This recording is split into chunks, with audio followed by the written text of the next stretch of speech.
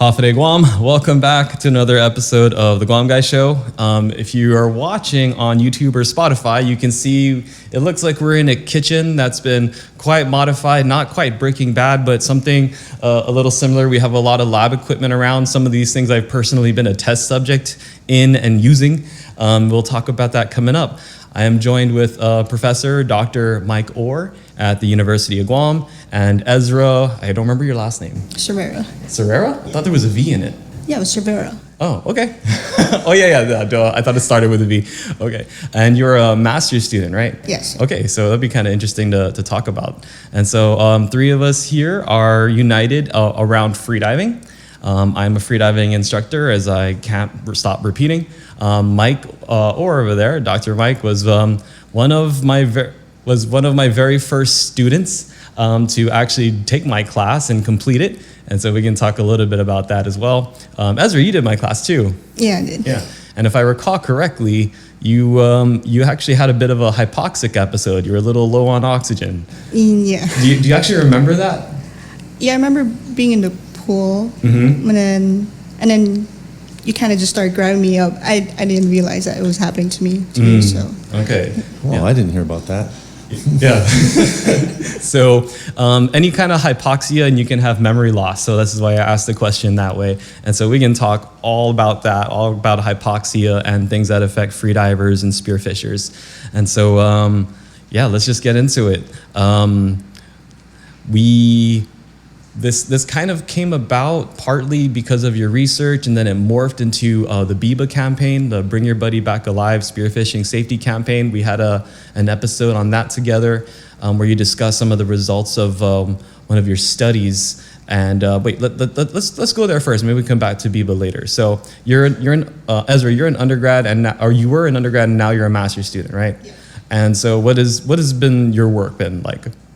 I mean, I believe we started around 2018 during when I started doing research in undergrad with Dr. Orr, and we were really looking at freedivers, recreational, and spearfishers, where we checked their behavioral, and Yeah, I remember I was a test subject. You were like, you guys had like questions for me, and you made me do things. Yeah. So during that time where we give you like a watch, and then we really check your dive profiles. So we check your breath holds, and we even were able to start doing the physiology of freediving. So that includes getting the heart rate and the pulse ox. Yeah. So I remember I would go down, and then I'd come up, and then very quickly you had this janky float with some stuff on it, and a pulse ox, the one that goes on your finger that tells your oxygenation, right? So are you still doing that as part of your master's, or is that over with? And no, we're still continuing getting more participants in that aspect. So we still continue to get the behavioral part, but then now going into my master's thesis, so now we're starting to look at blood gases, in the way you participated in just recently, and including the carbohydrate depletion, where we check the metabolism, and Yeah. I remember. So if you're watching, you can see a stationary bicycle behind us, which is basically a breath-holding torture device, and we'll talk about that. So, either of you, what have you learned so far? If you can share your results from like me, like going down and up, and then putting my finger in the pulse ox. Sure. So a little bit of backup. Since I've been on Guam since 2017, there's been a lot of high mortality rates for spearfishers. Like some people we know, and a lot of people that have been around the island spearfishing have actually perished doing the thing that they love doing. There are some risks associated with going into the ocean and spearfishing and whatnot, and freediving, but it just seemed like it was really high here on Guam. Like too many people were dying, including, as I said, some of the people we know. And so we started asking the question. I mean, I free dive and spearfish before I arrived, and so we started asking these questions. What's the deal? Why is this happening? And so with undergraduates and now graduate students and from participants from the local community, Lake Farron, we started asking those questions. How can we assess what's really going on here? So getting to those behavioral parts, one of the very first question is, what do they do differently? What do spearfishers and how do they behave in the water that's different from recreational free divers that are just swimming around checking stuff out, and then even more trained free divers that are doing line diving? And so our first question was, what's different? And so Ez did a bunch of that work. Ez and her colleague Megan did a whole bunch of that work to try and figure out what was behaviorally different between these three different groups. So what did we end up finding, Ez? I mean, we did see with like trainers, they tend to dive. Trainers, you mean like line diving? Line diving, down yeah. Okay. So they tend to dive deeper, but then they have a shorter session. And then recreational, they do have. It's also kind of a short session, but then.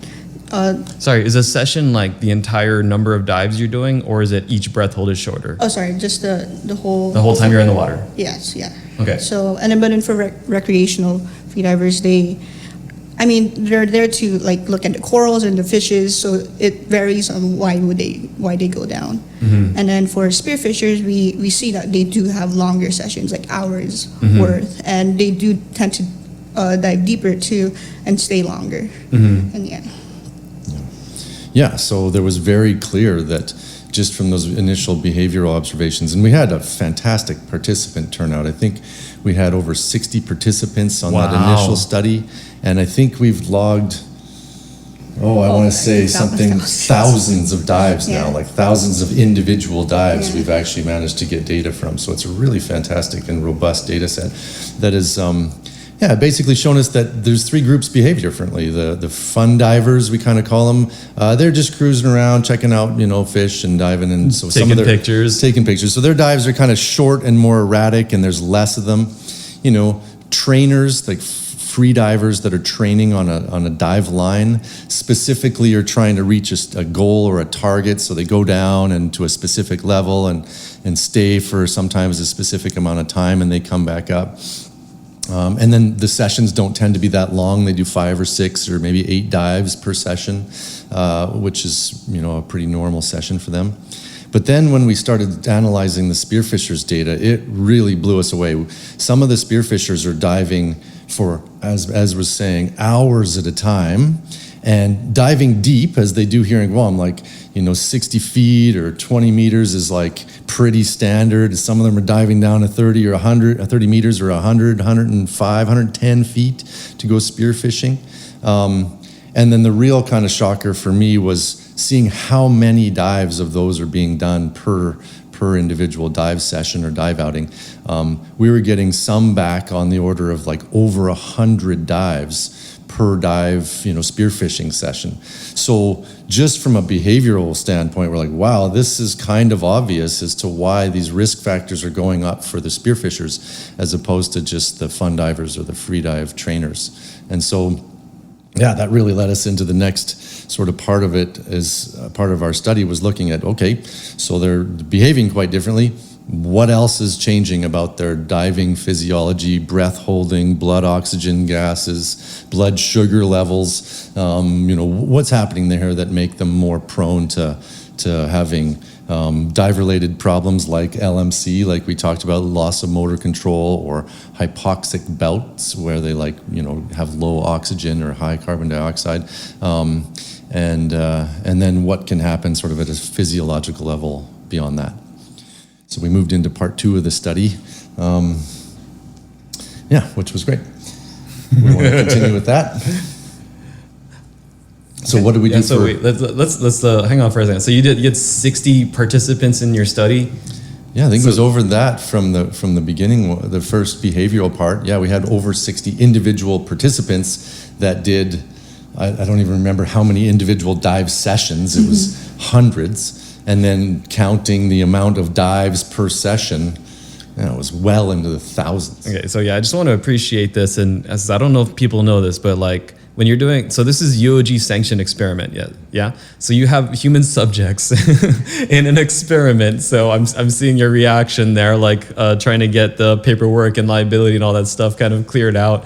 And I love the sciences. I'm in the sciences, but sometimes science, it's a little hard to connect to real world applications and so on. They're a little more esoteric or a little academic, and that's cool. Love and respect all around. But I definitely really appreciate stuff with real world meaning and applications and stuff that we can learn. So just from that first part of your experiment, it sounds quite clear that there's big differences between fun divers and line divers and spearfishers. And so what can people take away from that? Like, is there a piece of advice or some pieces of advice you'd offer just based on that first part already, or is it kind of just that's something now and it builds up to something where you can offer advice and then maybe another later part of your research?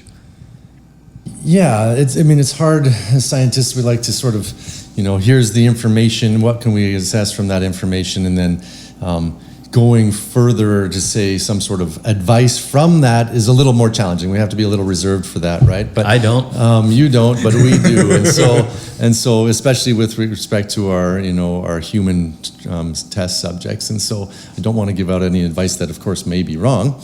But what we learned is that something was different. We need to say, okay, you cannot do 50 or 60 dives and have that not affect your body in a different way. And so we really needed to take the next step. We needed to say what's happening with their blood sugars, what's happening with their blood gases that's really going to change them.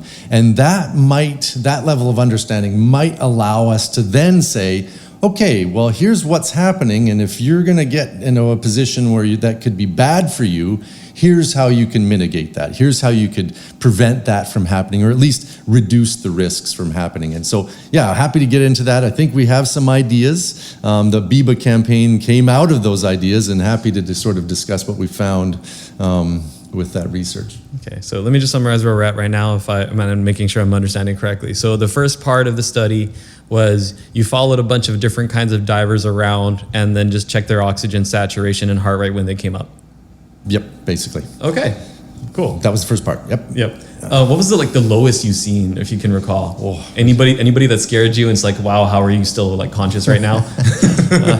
We did. It was quite surprising. So, do you want to get into the mammalian dive response? So when you go and stick your face in the water, and everybody, not free divers, but everybody has this. So you take your face and stick it in cold water. It automatically does a couple of things. You stop breathing because your face is in the water and you start holding your breath. That's an obvious one. But a less obvious one is there's a response that's left over from our heritage or our evolutionary heritage, that slows your heart rate down. So you have this heart rate reduction response that occurs. And so you can see that from when we measure the heart rate for freedivers. When they take a dive, they go down, it happens with everybody, fun divers and spearfishers and the line divers, your heart rate slows down quite dramatically. And then, of course, while you're down there holding your breath and swimming around, you're using oxygen. And so when you came back to the surface, we measured the oxygen parameters, the oxygen saturation, and I'm hitting my finger because we put a monitor on your finger. And so, yeah, to get to your question, there was a few where we're like, whoa, their oxygen saturations are going down quite a bit lower than I was expecting them to. And so it's not surprising that when people come back up, especially from long dives or dives after they've been diving for a long time that day, that they're really getting close to a point where they could start, blacking out from oxygen deprivation. And so we learned from that behavioral study that people are pushing it. People are really getting close to an area where they're potentially going to black out or have loss of motor control, as we talked about. So it was, from our initial studies, it showed that, we need to keep going with this. We need to know what is happening at the physiological level, so, we can maybe make some suggestions of how they could avoid getting to those dangerous levels. Yeah. So for regular reference and the way just pulse oximeters work and our physiology works, so a normal healthy person is going to be 95 to 100%, right? Just for normal reference. Is there a number that you could put on a pulse ox that you can say you can't cross this line, and because if you cross that line, on the other side of that line is a blackout? I wish we could say that, but the answer is no. The answer is definitively no. And the reason is because I'm taller than you are, right? Ezra just ran a half marathon, so she's faster than me, right? And so we all have. Is that true? Totally. Wow! Congrats. This weekend, like Saturday. I can't run I can't run a 5K right now. Yeah, me neither. And so we're all different, basically, and we're different for different reasons, and the physiology is the same. So you hitting, say, like, just to use an example, say 70% saturation. If you go from 95 or 98% blood oxygen saturation down to 70, that might be totally fine for you, and it might make me just totally pass out. And so there is no, like, if you hit this, you will pass out, because each person's physiology is different, just like each person's behavior or height or looks are different. Your physiology acts the same way. But that's one of the reasons we do a lot of examples, right? So we have what in science we call sample size. So here we have like thousands of dives, and if we analyze that statistically, you can kind of see, well, on average, if you go around this level of saturation, we're starting to see these general trends. So we can't do it for an individual, but we can do it for a population. We can do it for a whole bunch of people, and trying to get to that number that you're after. If you enter within this zone or within this range of oxygen depredation, you might be getting into the danger zone, that is. Mm-hmm. Okay, cool. So I'll just spoil this since before we leave oximeters. For people who like to practice breath holding at home and they want to wear an oximeter on their finger, it cannot give you an accurate reading. Doc was mentioning there's something called the mammalian dive response, and it's a bunch of things that happens, and one of those is it's called peripheral vasoconstriction. And so what happens is the blood kind of the blood vessels in your arms and legs constrict, and it causes blood to pool in your torso to support your organs, which are basically all there, right? And so you're going to have blood that's not moving as quickly in your arms and legs, and so you might still be reading like, let's say 90% in your finger, but in your core you might be down to 90, or I'm sorry, might be down to 70, just for example. And then when you start breathing again and the mammalian dive response wears off, you'll have that more deoxygenated blood kind of recirculating, continue circulating, and then you'll see it in the finger, but you can't train with it in real time that way. So not the best idea to try to operate just based off of that. Okay, so all right, so phase one of the experiment, part one of the experiment, all following me and others around with pulse oximeters. What'd you do next? Next, we start checking out the blood gases and the blood glucose levels. What are blood gases? Blood gases, so that face mask, right? Mm-hmm. That Yeah, you there's have to put. okay. Yeah, it goes straight into a gas analyzer, where we're able to see the oxygen and carbon dioxide. Mm-hmm. Yeah. Okay. And then, Is it fair to call, maybe we're getting too deep in the weeds already, but is that fair to call it blood gases, since it's like you didn't put any needles in me? Yeah, I think it's fair, because you respire, your lungs exchange oxygen for CO2 and vice versa. And so that's really close to what's happening in your lungs is really close to what's happening in your blood, given a little bit of a time lag. And so it's really the easiest and a very accurate way of telling what's happening over the course of a few minutes or seconds of what's happening in your blood. So it's an accurate way of doing it. You could put like a catheter in your armpit or in your leg and sample the blood very specifically at that time course. We don't do that for one reason or two reasons. It's very challenging to do. It's hard enough to do in a lab. It's very challenging to do out in the field, where we're really more interested in. And it's actually just not that necessary. We can, that couple of seconds of lag between when the blood gases change from inside your blood into your lungs and then you breathe them out is only a 1 or 2 second gap. So we get a pretty good understanding of what's happening. Okay, negligible difference, and you're getting the same information.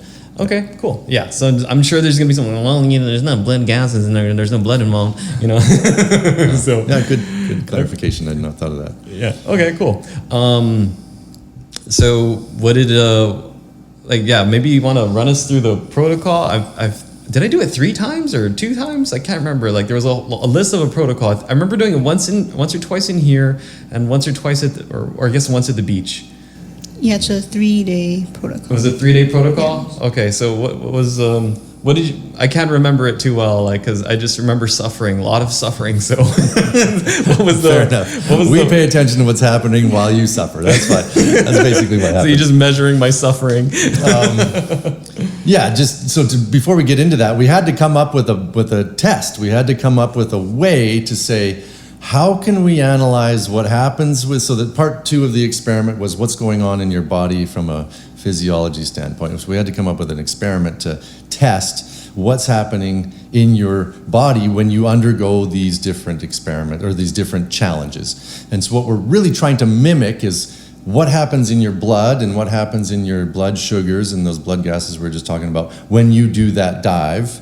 And the better way to do that is to say what happened is when you're normal, what happens in those things when you're normal, then what happens when you go into those challenges. And then another interesting question is what happens after you recover from those challenges. So that really gives us what we call a baseline. And then you can examine what happens when you're no longer at baseline during those challenges.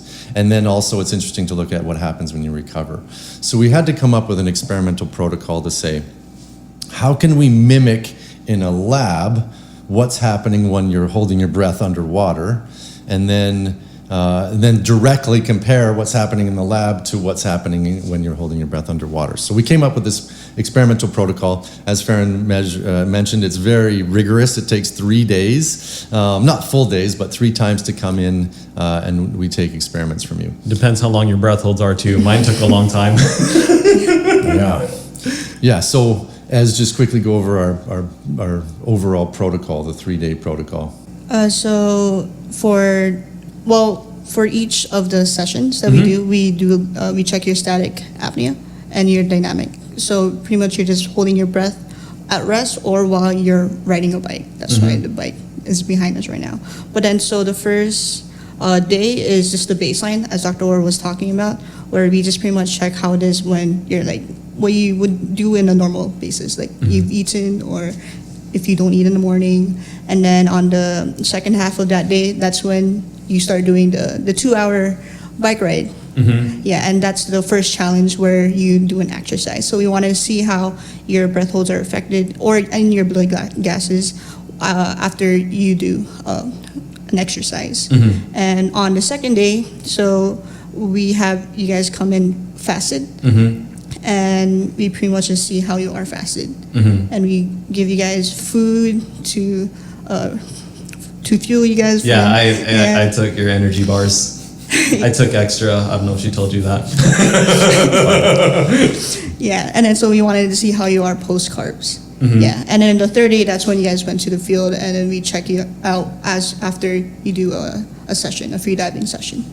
So yeah. So I remember so just show up. If you eat breakfast normally, eat breakfast. If you don't, then don't. Just see what you normally do. And then, because you're trying to compare normal versus influenced states, right? Or you're trying to behavior that's not normal. And so I remember that. And then I remember when I was supposed to come in and I was supposed to be fasted. And I think I did that. And I felt very different between these different sessions, very, very different. And then there was one that we brought all this equipment out to outhouse to the beach, and then we did this all again for a third time, and and it took a while, and I was sweating pretty hard. Like my back just sweats anytime I'm holding my breath out of the water. Okay, and so I remember doing the pulse ox as well. I remember wearing this gas mask looking thing on my face with this disturbing long tube that's clear that goes to the gas analyzer. I remember eating energy bars that made my breath holds more uncomfortable as well. And I just remember long periods of time on this exercise bike. And so what was the part about the energy bars for then? Yeah, I feel like we should clarify what a bicycle and eating has to do with free diving. So generally, we were trying to test a very specific hypothesis. And I'll kind of just as a backup, there's sort of 3 reasons why people black out or have, syncope is the name of the scientific term for blacking out. And so there's kind of general 3 reasons why people do this while they're freediving. One is the first 2 are kind of really well understood. And so we didn't really test that, but generally, just for your information, anybody who has not been trained often will think, if I go and hold my breath, what I should do first is get rid of all the carbon dioxide in my lungs, and that'll allow me to hold my breath longer. I already got to stop you. So, when you hold your breath, the urge to breathe is mostly triggered by increasing CO2, since you're not breathing it out like you normally breathe out CO2 with every breath you take, right? And so the urge to breathe, when you've I gotta breathe, it's not you running out of oxygen. It's actually kind of hard to get to that point if you're not well trained and well experienced. So that urge to breathe, again, not oxygen until you're really long or really experienced or both.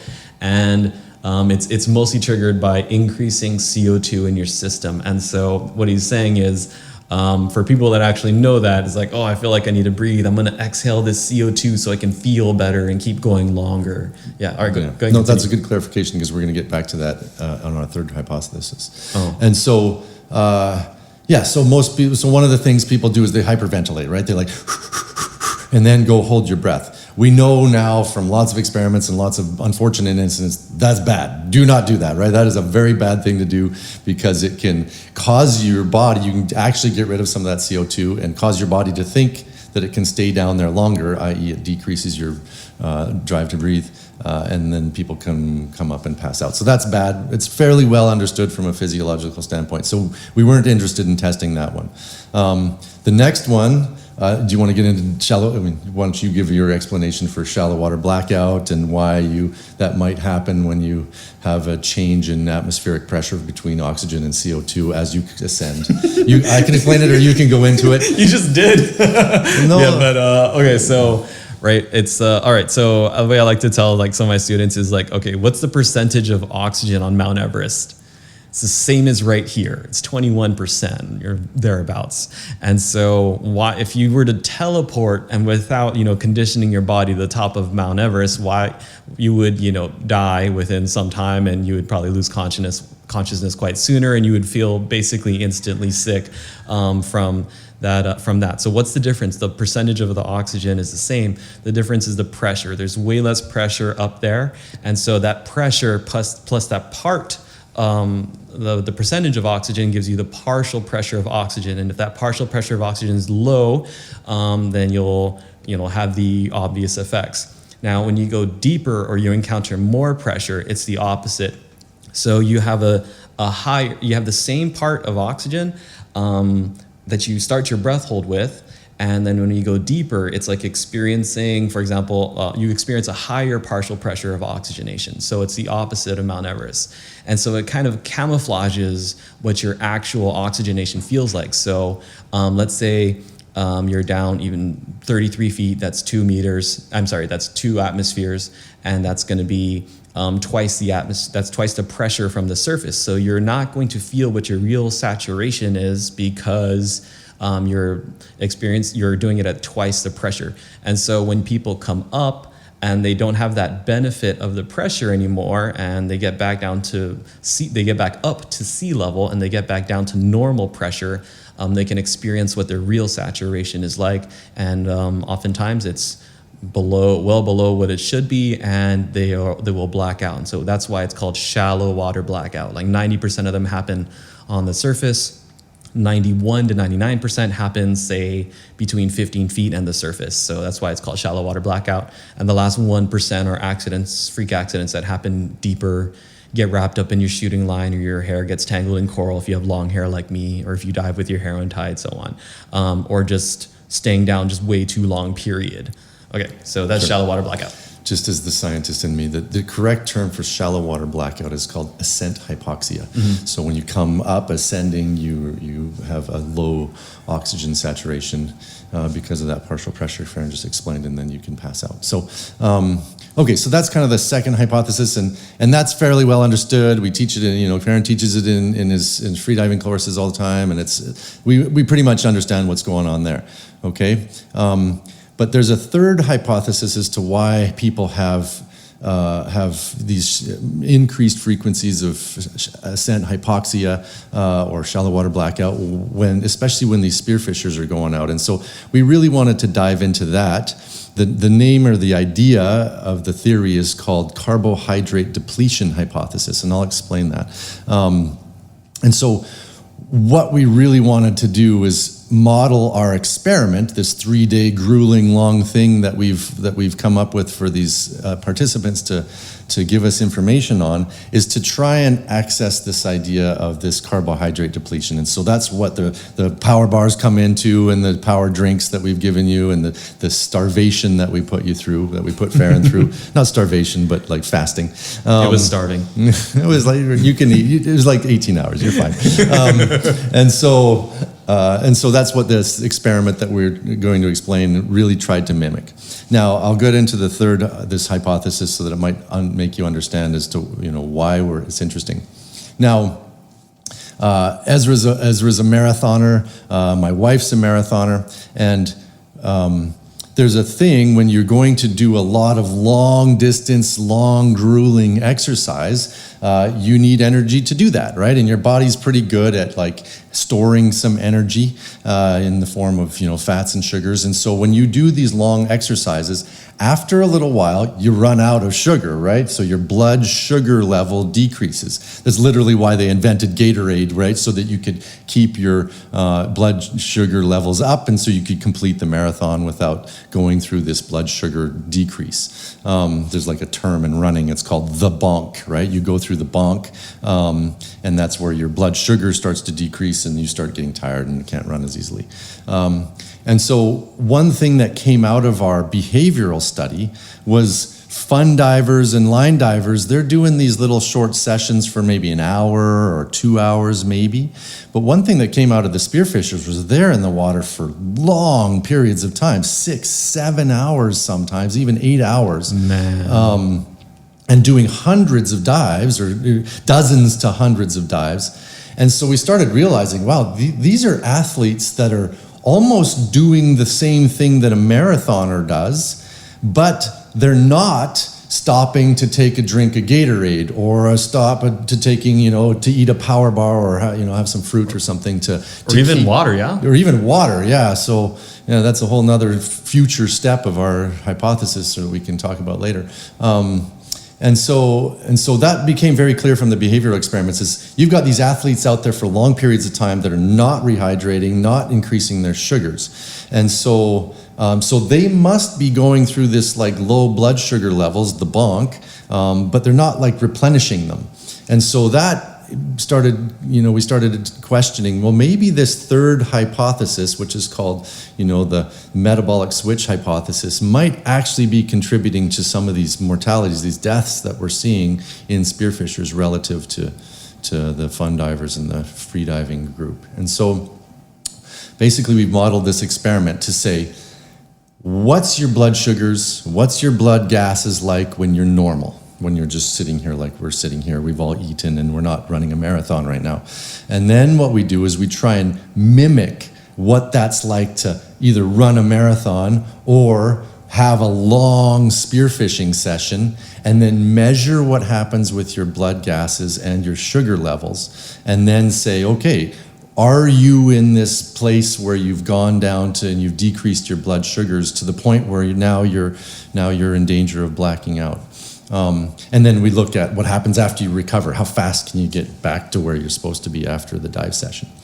So now I guess the question that needs to be explained is, what does blood sugar have to do with carbon dioxide levels? You want to take a stab at this, or you want me to go for it? I don't mind being wrong. So the best people are here to correct me. So if I recall correctly, when you are fasted, you're is it ketosis, where you're relying on your own kind of energy storage, and so in doing that, you are both Oh man, I'm blanking out now. So when you are fasted, it's easier to hold your breath. So when you're doing that, your CO2 production is slower, but you're also using more oxygen. That's right. To use your energy storage. Right? That's right. Okay. That's right. So that's the kind of take home. So how that actually happens is your body loves sugar, right? Your body loves to have a lot. I love sugar. I love sugar too. Right? We all do as a society, right? Anyways, for better or for worse. So your body really likes sugar, and your brain really likes sugar. It likes to get its energy in the form of the derivative of sugar, or ATP, but we're not going to go into that. And so when you've had breakfast or drank your morning coffee or whatever, and you go out and do your marathon, or you're doing your spearfishing session, your body has lots of sugar, and you're doing your thing, and everything's fine.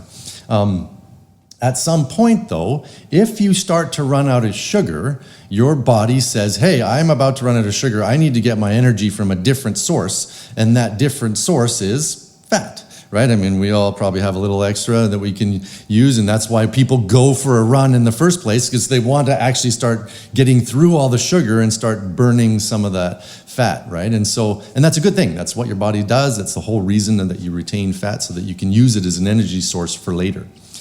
But that does have consequences. And so when you say you're running a marathon, and I'll use that example because people mostly understand it. If you go through that bonk, or you decrease your blood sugar levels, your body naturally switches to start burning fats, lipids, to replace that energy source. And that's a good thing, so that you can finish your marathon or finish your exercise. But there's a consequence to that. When you breathe and you break down sugars, you produce carbon dioxide, which is the metabolic byproduct of breathing, and you use oxygen, and you require oxygen to break down those sugars. So you're breaking down sugars, use up a certain amount of oxygen, produce a certain amount of carbon dioxide, and that's all fine.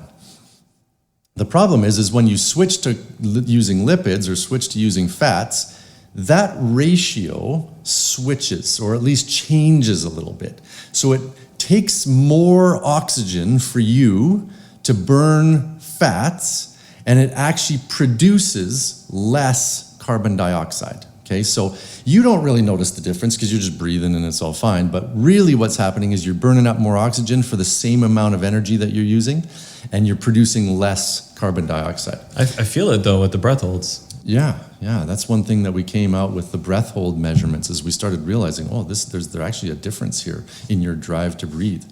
And so, again, for a marathoner, that's no big deal, because you're just breathing it out and you don't notice the difference, right?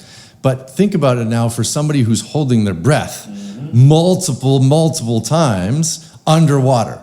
Okay, so that ratio of oxygen to carbon dioxide production starts to change, as Farron was explaining earlier, that urge to breathe. Now remember, it's not low oxygen that makes you really want to breathe, for the most part.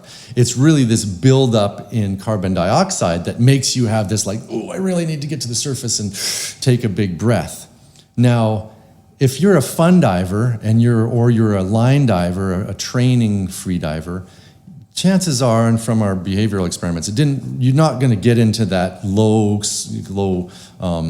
hypoglycemic, meaning low sugar levels.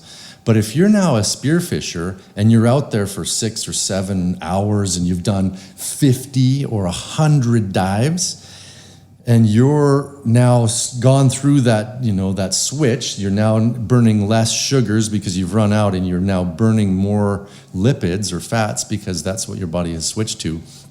Your CO2 production is lower, and your carbon or your oxygen production consumption is higher. And so if you're at a dive, at the end of your dives, like dive number 58 or 101, as compared to dive number 1 or 2, your drive to breathe is now lower. And so from a diving standpoint, you feel like you can stay down there longer. Hey, my drive to breathe is not as much, I can stay down there longer. But in reality, you're burning up more oxygen for the same amount of dive time. Double-edged sword. It's a double-edged sword. You can get into danger in a big way if you go through this metabolic switch.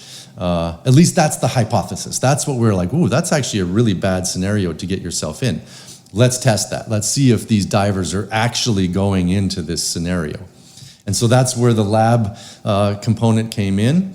And then we test them in the field. So it's all fine and dandy in the lab. You can try and mimic this. And as a matter of fact, we're not the first people to do this. There's other researchers who were actually on Ezra's committee, master's committee, that figured this out in the first place. But they figured it out in the lab, and we wanted in a laboratory setting, and we wanted to say, okay, that's cool in the lab, but the lab's a very controlled environment. Let's see what happens outside when people are actually diving, and see if they actually get into this scenario. And so that's where the 3-day thing came in.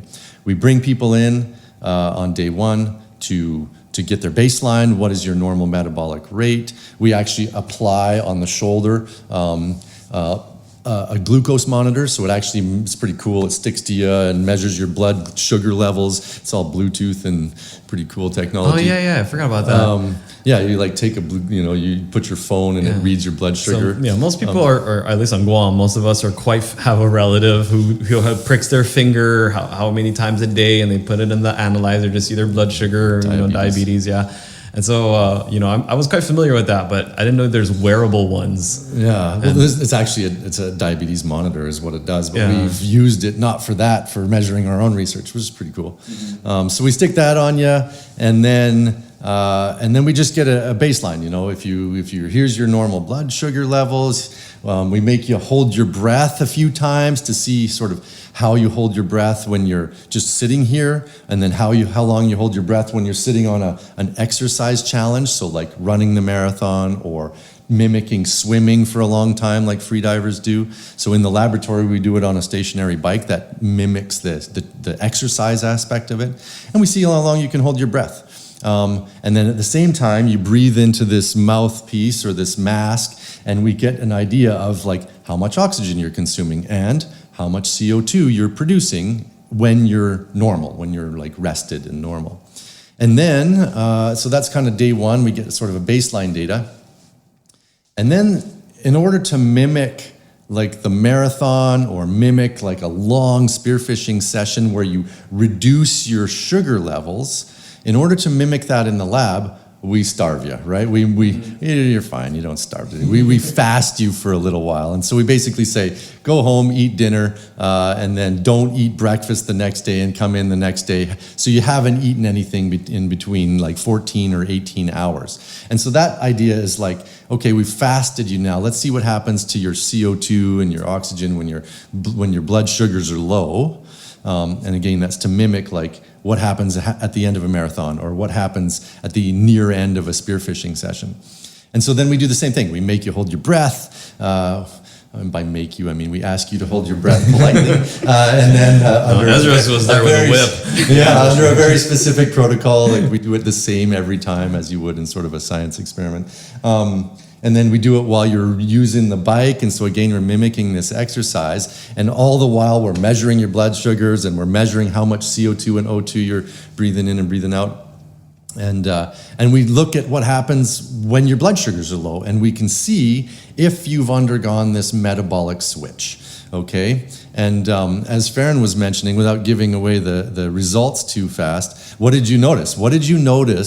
Did you actually, we have data, very specific analysis of what was happening to you, but Farron, did you No, I could totally feel it, yeah. How were your breath holds when you were fed versus when you were starved? They were miserable. Well, it's hard. Yeah, so both in the lab, and then I feel like I've felt this before, but didn't know how to explain it. In the freediving world, like pure freedivers, just like line diving and fun diving, they're like people will say, I perform way better when I don't eat breakfast and so on. And so it just made a lot of sense. And then I can look backward and I could look forward to when I am in the moment. I can. If I don't eat, I feel better. My breath holds are longer. They're more comfortable, and because I'm not producing as much CO2 doing the same exact dive. Right, but I am using more oxygen, and so that when I was saying double-edged sword earlier, like one, I feel more comfortable doing longer dives, and I'm doing it with less oxygen, and so it's just makes it easier to have a hypoxic episode. Yeah, so that's the so scary I can totally part. feel it. Yeah, and I am the same way. Yeah, if you don't eat breakfast, it feels when you go spearfishing, it feels like I feel great. I'm holding my breath for a long time, and I can stay down there, and hopefully fish will come in or whatever. But actually, that's already setting you up for being in a bad position, right? Let me ask you something. So I was in Palau some years ago, and I found an operator. So shout out to PDA, Palau Dive Adventures. They were the only shop that would let me free dive off their boats. Everybody else is just pure scuba. Boo. I wanted to free dive. Well, I free dove and I scubaed with them, I'm like, all right, I'm just gonna skip breakfast. I did not know this back then. This is before your study, you guys' study. And so I would go down, and I feel like I would hit that bonk. And then after our second dive site, we're having lunch and so on. I'm like really feeling that, and I'm like feeling weaker and so on. Maybe it's an accelerated fast. I was already fasted, and then doing it's basically all 100-foot dives the way we were diving. So like we're riding the wall down, the down current, and having long and deep dives. And so I think it was a pretty accelerated depletion of my blood sugar, if that's a fair way to put it. And then I realized, all right, maybe I should have a little breakfast. And I found my power food. Maybe it's a horrible power food, but I would have like 2 chocolate donuts. And, hey, your body loves sugar. Yeah, and so, but my dives, I felt like I could do the same dives, and I didn't hit that bonk. And so is anything better than nothing in terms of keeping your blood sugar up? Yeah, I mean, what's a donut made out of? Sugar and fat, right? There's not much else. Yeah. And so, but it's deep fried, so it's got plenty of fat in there. and so, yeah, I mean, yeah, it's not the breakfast of champions, but it would replace exactly what you need to prevent that bonk for sure. Mm-hmm. Yeah.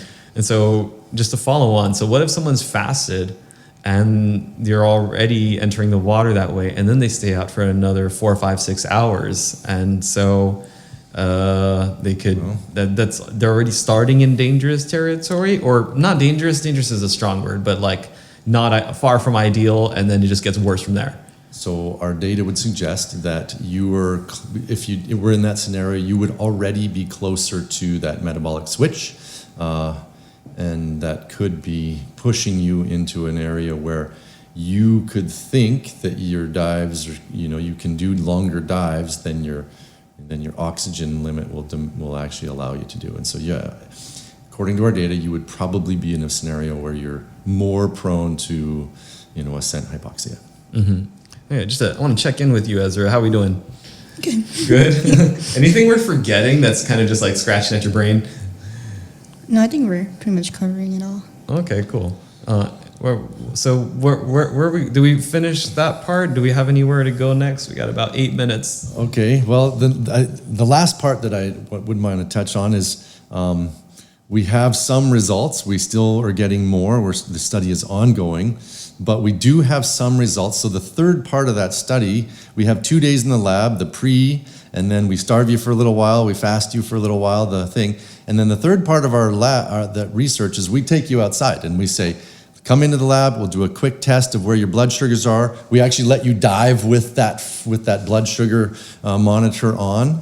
And then we go out for a fun, we go out for a spearfishing session, or in the case of Farron, we went out for a free diving session, and we want to see what happens when you go outside, where's your blood levels at, what's happening to your oxygen consumption ratios, et cetera. And then what happens in the real world. That's what we're actually after. In the lab is one thing, but what happens outside, that's really what this study is actually trying to show. And so we've done that numerous times now with quite not thousands of participants, but a good healthy number of participants, and we still have more oncoming. And we have found already that when people do a long spearfishing session, not everybody, as we mentioned, each person has individual variation, but we've already found a subset of our participants that after a long spearfishing session, they are going into that bonk state, that hypoglycemic state. And so after a long spearfishing session, we're already seeing that in the data that these participants are likely more prone to entering that hypoxic state, which is bad, right? That's not where we want to be. So that from that, the take home from the study, that the data that we've already collected is suggesting that, as you say, like one of us is taller than the other, one of us can run faster than the other. There may be some people that free dive or spearfish that might be more prone to getting into these states, and that might lead them to a higher probability of mortality. That is, the likelihood of them dying in this scenario might be higher for them. So have you seen people in the opposite direction where they have a lot more tolerance? Yep. And so that's true. So some people, you can spearfish with them, or they're out for a long session and they come back and their blood sugars are nice and level and their breath holds are kind of the same as before, as at the end. And so that's, that might be like comparing a top athlete marathoner to somebody who's just starting off as a marathoner. It might be experience, or it might be condition, whether or not you're just simply more athletic or not athletic, and our study does not assess that whatsoever. Some people just simply might be better at it, and some people might be more prone to it, or some people might just be staying out there longer and pushing themselves into that metabolic state. And so it's unclear. Our this specific research study is not trying to ask those questions. Our question is, can you get into this metabolic switch scenario out in the field? And so far, we've been able to see some of the divers have done that. They've gotten into this sort of metabolic switch scenario. Mm-hmm. Now, just to end on practical note, we got a few minutes left. With regards to the BIBA campaign, Bring Your Buddy Back Alive Spearfishing Safety Campaign, there was a specific piece of advice that you came up with, or we came up with, and it's hydrate after every so often, an hour and a half, and have a snack every hour and a half, couple hours, right? So I started keeping a water bottle and like a Chewy bar or something in my float, and we would I have video of us exactly doing that as well. And I do. So personally, based on this study, this is not new information. Marathoners do it all the time, right? The whole point of drinking a Gatorade halfway through is to keep your blood sugars up. The whole point of eating a energy bar halfway through or at the end is to keep your energy up. So based on that, and one thing we emphasized in that BIBA campaign was treat yourself like that, right? And I definitely have done that as a personal thing, and you have, and we've tried to convey that through this education campaign, is saying, just rehydrate. Take a drink power bar out there and keep your blood sugars up high, and that may be enough to keep you out of that carbohydrate depletion scenario. And I think it's just generally good advice that you keep hydrated, keep energized out there, and could just save your life. Yeah. Is there a number, and I guess in the two different scenarios, there a ballpark where you could give people? So like, if you do happen to go into the water fasted and you're a spearfisher and you're going to be out there for several hours, after X number of hours, you could start to see the bonk. Is that like? Yeah, so there is a number for that. And then part two is if someone's not fasted and they enter the water and they're going to be out for a long time, is there a general like ballpark you could say for them?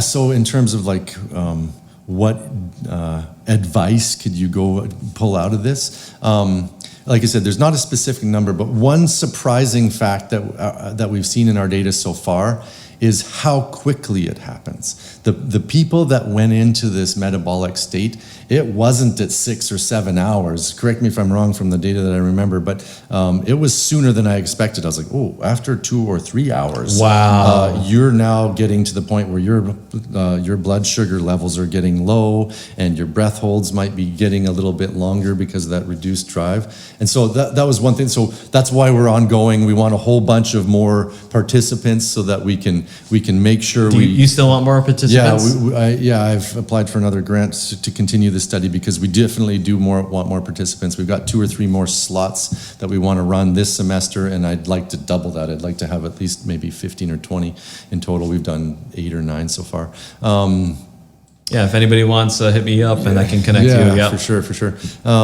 So anyways, that's a good question. It's happening faster than we expected, which is a bit scary. So again, keep hydrated, keep those energy drinks out there in the water with you, and that's probably a very good thing for you. Okay.